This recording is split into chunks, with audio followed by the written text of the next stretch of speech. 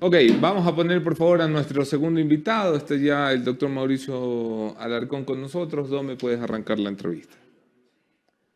Mauricio, buenos días, gracias por estar aquí en Café La Posta. ¿Se fue? Espero que no tengamos tantos despechados hoy y esperemos un poco al menos para el concierto. Buen día, mis queridos amigos.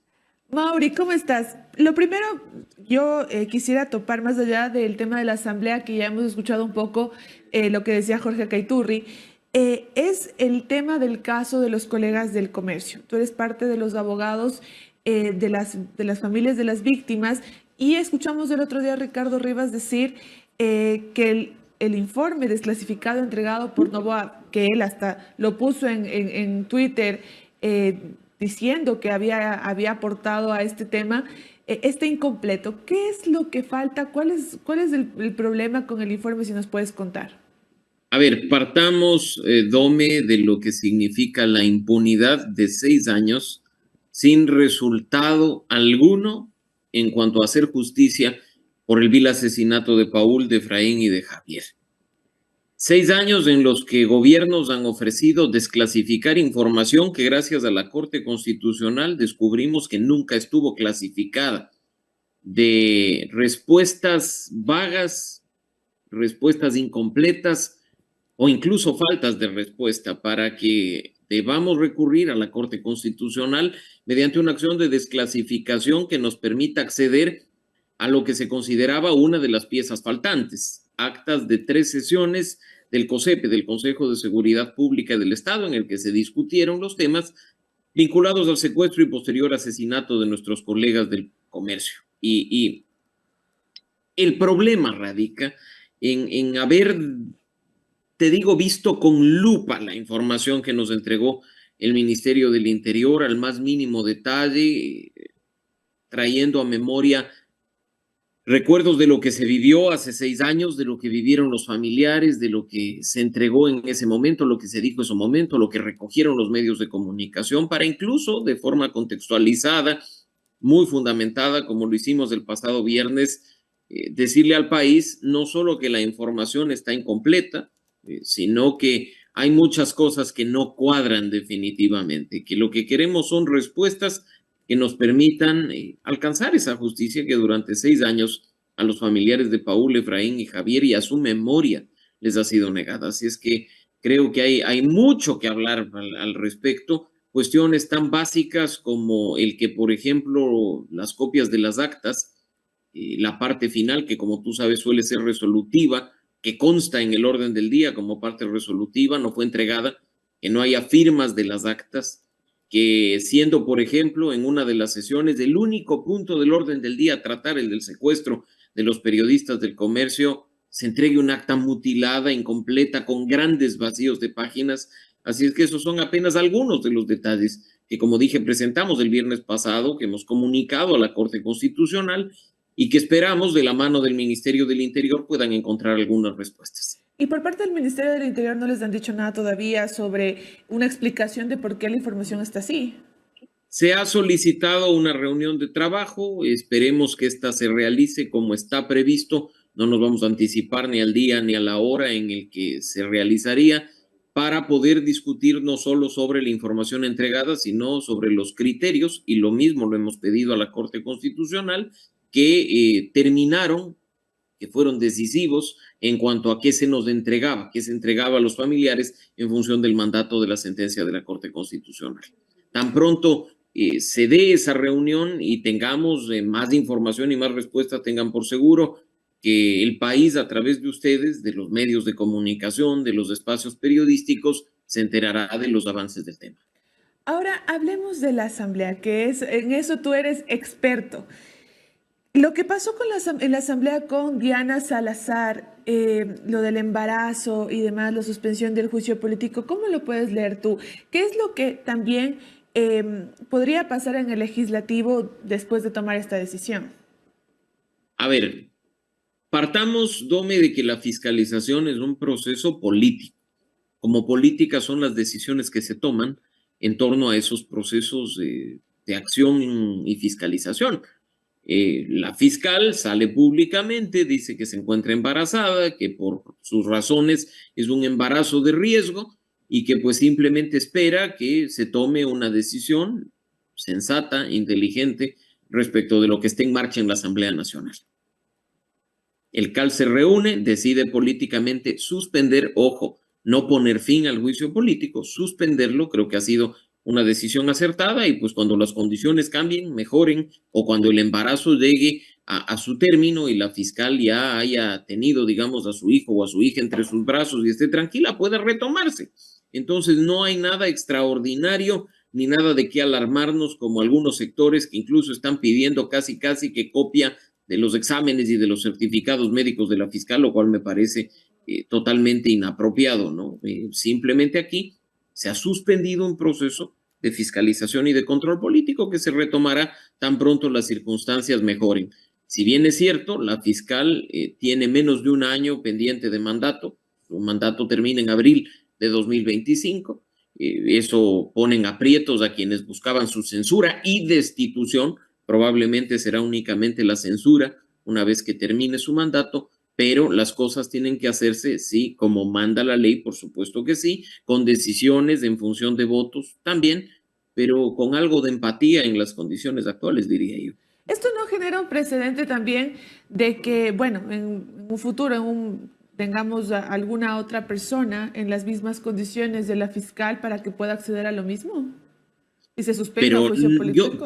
puede no ser en las mismas condiciones que la fiscal, pero puede ser, no sé, pues por un tratamiento médico, por una cuestión emergente que ocurra con la salud de una persona. Yo creo que de nuevo esos son elementos extraordinarios que no ocurren todos los días y que de ocurrir pueden motivar este tipo de decisiones. Yo no hablaría de precedente, incluso toda vez que la Asamblea no necesariamente los toma en cuenta, ¿no? Una cosa son los precedentes judiciales que sirven de jurisprudencia obligatoria en muchos casos. Acá tenemos precedentes políticos que cambian en función de la configuración de la Asamblea o de las simpatías o antipatías políticas del momento. Simplemente se tiene una decisión respecto de un caso analizado en el que el CAL por mayoría, con unas abstenciones, ni siquiera con votos en contra, ha decidido suspender un proceso en marcha.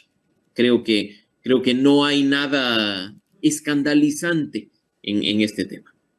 Doctor querido, te saluda Anderson Boscán, buenos días, qué gusto tenerte aquí. Hola Anderson, buen día. Oye, hombre, se están reuniendo todos los faltones en la Asamblea para ver si van al Pleno y votan una resolución contra ti. No lo dudo, probablemente lo hagan. Espero que sea una resolución con nombre y apellido, con el nombre de la organización, porque mira, siempre mayo es esa época del año en que sale el informe anual del Observatorio Legislativo y se escandalizan y dicen yo no fui. Todas las cifras y los datos son proporcionados por la propia Asamblea Nacional. O sea, además acá no leen las imágenes, no leen el contenido. Claramente nosotros, y tú lo sabes porque has seguido el trabajo todos los años, contabilizamos la participación en el proceso de toma de decisiones, que es la votación. Si no, imagínate pues qué relevante resulta para el país que los asambleístas asistan a esas sesiones en las que hacen homenajes o reciben a cantantes y se ponen también a recitar, a cantar y a cosas maravillosas, ¿no? En este caso hay que ver las cosas como son. ¿Genera molestia? Sí, no es la primera ni la última vez en que generará molestia. Sabrán los legisladores lo que hacen y sabrán cómo rinden cuentas a sus mandantes. Déjame pedirte, Mauri, que nos ayudes con una lectura a modo de resumen de qué trae el informe del Observatorio Legislativo este año, qué clase de legislatura te muestra la estadística, qué clase de legislatura te muestra las cifras. Mira, Anderson, el punto de partida es comprender que esta era una asamblea de transición. Sí. La muerte cruzada que tuvo lugar hace un año le quitó al periodo legislativo 6 meses entre mayo y noviembre, que no tuvimos asamblea, que tuvimos un remedio legislativo en estos decretos ley de urgencia en materia económica que ni siquiera vieron la luz, la gran mayoría de ellos por parte de Guillermo Lasso. Una vez instalada en noviembre hasta mayo, una asamblea que retomó un trabajo pendiente. Había muchas cosas que evacuar del periodo que quedó trunco por la muerte cruzada, aprobación de leyes, resolución de vetos y, por supuesto, como acabamos de hablar, procesos de fiscalización. Yo creo que no hay un parámetro de comparación general por el hecho de que esta es una asamblea de transición y más bien lo que se puede comparar, como se lo ha hecho siempre, son las cifras, ¿no? Y aunque a unos se quedan simplemente con el dato de los asambleístas faltones, yo creo que hay muchos más datos que analizar, como por ejemplo lo que ha sido el transfugismo, el más conocido como camisetazo. Imagínate que en 6 meses tienes que prácticamente todas las bancadas y todos los grupos políticos han perdido legisladores, que tienes, como lo acabamos de escuchar de boca del señor Acaiturri, que hay que reconocer a los independientes como que fueran un bloque, una bancada y darles hasta un espacio en una comisión de la cantidad de ellos que existen en la asamblea en este momento. Y creo que eso, por ejemplo, pocos hablan, ¿no? Incluso, como tú sabes, Anderson, hay una iniciativa en la asamblea de sancionar el transfugismo, de Sí. sancionar el camisetazo. Y claro, ahí sí, muchos se quedan callados, ¿no? No quieren decir nada o se quedan en el dato de, uy, están ofendiendo al presidente de la asamblea o a X, Y, Z legislador, cuando, por ejemplo, a mí me gustaría escuchar un reclamo de la Revolución Ciudadana por el hecho de que su ex legislador Ferdinand Álvarez ha faltado mucho, aparece en la lista de los que más falta votaciones, pero nunca ha permitido que su suplente, que sí es de la Revolución Ciudadana, ocupe su lugar en su reemplazo. Ese tipo de cuestiones debemos discutir, pero hay gente que se queda obvio en la parafernalia porque quizás siente que transparentar información y datos al respecto de su gestión pone en riesgo, no sé, pues una eventual candidatura presidencial, como tú lo has dicho hace un momento. Sí, claro, bueno, hablamos del rifirrafe específico, me imagino, con Henry Kronfli. Oye, ¿cómo valoras a esta asamblea en comparación a la anterior, Mauri? Porque si uno ve las cifras de aceptación, Comunicaliza me parece que planteaba, o sea, es 10-1, ¿no? La diferencia. Sí, sí, sí. 20 puntos la actual contra los 2 puntos de la anterior, o por ahí, es una aprobación altísima para un parlamento. A ver, sin duda, Anderson, y nadie dice que no, pero imagínate que aún son niveles bajos. ¿Cómo puede ser que el primer poder del Estado, la función de representación por excelencia, que es la Asamblea Nacional, cuente con el rechazo o con la no aceptación o con la falta de credibilidad de 8 de cada 10 ecuatorianos? ¿Qué está pasando? Cuando esta asamblea empezó, los niveles eran altos y considerables. ¿Por qué se pierde tanta credibilidad y tanta confianza en el camino? Yo creo que eso también debe ser analizado con responsabilidad a la interna. La capacidad de autocrítica que tanto reclamamos en el Ejecutivo o incluso en la función judicial, también hay que reclamarla en el Legislativo, porque es muy fácil decir que pues hay mucho que perder porque el trabajo legislativo, no. Hay razones por las cuales los ciudadanos dejan de creer. Esta asamblea empezó con muy buenos números hace 6 meses su gestión y hay que ver por qué en este momento se manejan los números que se manejan. Y ojo, aún le resta a esta asamblea un año en funciones. No nos olvidemos que será reemplazada probablemente, si todo sale bien y se cumple con la Constitución, el 14 de mayo de 2025. ¿Qué esperarías este 24 de mayo, que el presidente tiene que pararse delante de la Asamblea en su primer informe a la Nación de mitad de periodo, antes del último informe donde tiene que entregar ya el poder, sea cual sea el resultado de las elecciones? Mauri, en su primer pronunciamiento, el 23 de noviembre, dio un discurso apenas 7 minutos, en la que no delineó cuáles iban a ser los márgenes de acción de su gobierno, solamente habló de las formas, ¿no? De la nueva política contra la vieja política, de los antis y los pros, y él buscando un poco estar en la mitad. ¿Qué esperarías del presidente de la República este viernes 24 de mayo?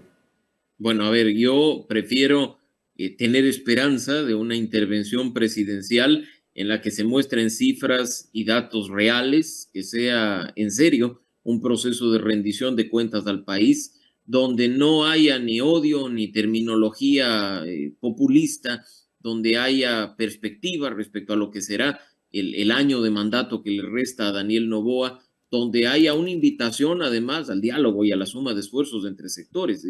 Podría sonar iluso, pero creo que hay que esperar una cuestión en esa línea y no menos, porque si bien es cierto, ya en el discurso de posesión presidencial no necesariamente se cumplieron todos los parámetros establecidos para el efecto, y en esta ocasión podría ocurrir lo mismo, lo menos que esperaría, creo, un país es que sea efectivamente una rendición de cuentas. Ese es el análisis del estado de la legislatura con Mauricio Alarcón de la Fundación Ciudadanía y Desarrollo. Mauricio, siempre es un gusto poder conversar contigo. Gracias, mi querido Anderson. Un abrazo para ti, para el equipo de La Posta y por supuesto a quienes nos siguen a través de los canales digitales. Bueno, escucharon ustedes Mauricio Alarcón y por qué están cabreados en la asamblea con él. Claro, y Mauricio Alarcón, como de verdad siempre, que todos los años se cabrean en la asamblea. desde no, Zoom. decir que yo soy faltón.